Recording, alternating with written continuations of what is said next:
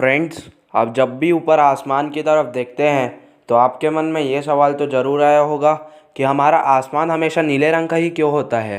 तो बने रहिए मेरे इस वीडियो में और चलिए शुरू करते हैं।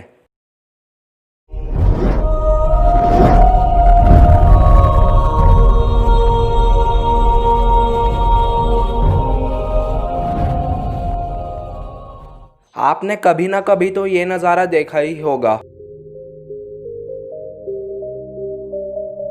हमें इस इमेज में सनलाइट का पाथ क्लियरली विजिबल दिख रहा है। चलिए एक और एग्जांपल लेते हैं। आपने एक ग्लास में दूध और दूसरे ग्लास में पानी लिया। अब आप एक लेज़र लाइट लीजिए और दूध और पानी से भरे ग्लासेस में से एक एक कर पास कीजिए। आप देखेंगे कि दूध से भरे ग्लास में लाइट का पाथ क्लियरली विजिबल है, जबकि पानी से भरे ग्लासेस में से लाइट का पाथ बिल्कुल भी विजिबल नहीं है।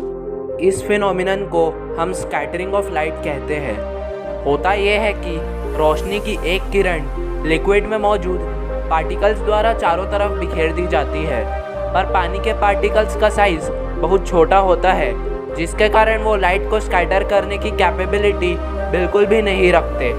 आपको तो पता ही होगा कि इंद्रधनुष में 7 कलर्स होते हैं: violet, Indigo, blue, green, yellow, orange and red.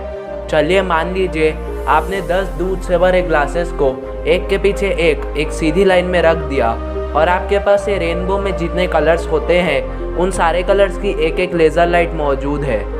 आपने एक एक कर इन सारी लाइट्स को इन 10 दूध के ग्लास में से पास किया। जब आपने वायलेट रंग की लेज़र लाइट को इन ग्लासेस में से पास किया तो आपने ये देखा होगा कि पहली ग्लास में लाइट का पाथ क्लियरली विजिबल है, लेकिन जैसे जैसे ये लाइट 10th क्लास की तरफ बढ़ेगी तो आप नोटिस करेंगे कि 10th क्लास तक पहुंचते पहुंचते लाइट के एकदम से गायब हो गई है। ऐसा हुआ तो हुआ क्यों? देखो, लाइट जब पहली ग्लास में एंटर हुई तो उस ग्लास में मौजूद पार्टिकल्स ने लाइट को थोड़ा सा स्कैटर कर दिया। उसके बाद अनस्कैटर्ड लाइट दूसरे ग्लास में एंटर हुई तो दूसरे ग्लास के पार्टिकल्स ने भी लाइट को थोड़ा सा स्कैटर कर दिया। ऐसे ग्लास टू ग्लास स्कैटर होने के बाद लाइट की इंटेंसिटी इतनी कम हो गई कि वो गायब सी हो गई।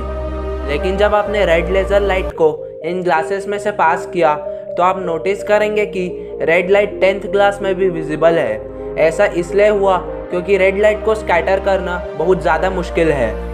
उसके बाद ऑरेंज, उसके बाद येलो, फिर ब्लू, फिर indigo and last is violet को स्कैटर करना बहुत मुश्किल है। So we can conclude that जिस लाइट रे की वेवलेंथ सबसे कम होगी वही लाइट रे सबसे कम स्कैटर होगी। सो रेड लाइट सबसे कम स्कैटर होती है और वायलेट लाइट सबसे ज़्यादा। इसलिए रेड लाइट को डेंजर शो करने के लिए भी यूज़ किया जाता है, जैसे कि sign boards, traffic signals etcetera, क्योंकि रेड लाइट को बहुत दूर से भी नोटिस किया जा सकता है। आप लोगों को तो पता ही होगा कि सनलाइट इंद्रधनुष के रंगों से मिलकर बनी होती है और हमारा एटमॉस्फेयर धूल के छोटे बड़े कणों का एक जमावड़ा है। जैसे ही लाइट अर्थ के एटमॉस्फेयर में एंटर होती है तो ये अपने कॉन्स्टिट्यूएंट कलर्स में टूट जाती है। सबसे पहले वायोलेट, उसके बाद इंडिगो स्कैटर हो जाता है, पर एटमॉस्फेयर और हमारी आइज़ के बीच का डिस्टेंस ब्लू लाइट के लिए एकदम सूटेबल होता है और इसलिए हमारी आँखों तक ब्लू लाइट पहुँचती है और हमें आसमान ब्लू कलर्स का दिखता है। बिल्कुल यही फिनोमिनन सनराइज़ और सनसेट के लिए जिम्मेदार होता है। सनराइज़ और सनसेट के समय लाइट को सबसे ज़्यादा डिस्टेंस ट्रैवल करनी होती है, इसलिए सबसे पहले वायलेट, फिर इंडिगो, फिर ब्लू, फिर ग्रीन और उसके बाद आखिर में येलो स्कैटर हो जाता है। इसलिए बचते हैं तो सिर्फ और सिर्फ ऑरेंज एंड रेड। इसी कारण सूर्य उदय और सूर्य ग्रहण के समय आसमान नारंगी और लाल रंग का दिखाई पड़ता है। अब सवाल ये उठता है कि रात के समय आसमान ब्लैक कलर का क्यों दिखाई देता है? ऐसा इसलिए होता है क्योंकि सूरज नहीं होता, और जब सूरज ही नहीं होगा तो लाइट को प्रोड्यूस करने के लिए भी कोई सोर्स नहीं होगा, जिसके कारण आसमान ब्लैक कलर का हो जाएगा।